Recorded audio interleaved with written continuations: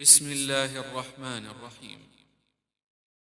سبح اسم ربك الأعلى الذي خلق فسوى والذي قدر فهدى والذي أخرج المرعى فجعله غثاء أحوى سنقرئك فلا تنسى إلا ما شاء الله إنه يعلم الجهر وما يخفى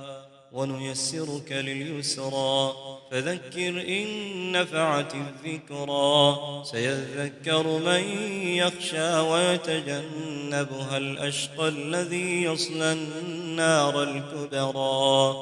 ثم لا يموت فيها ولا يحيا قد أفلح من تزكى وذكر اسم ربه فصلى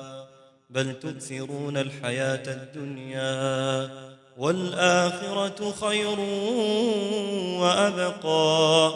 إن هذا لفي الصحف الأولى صحف إبراهيم وموسى.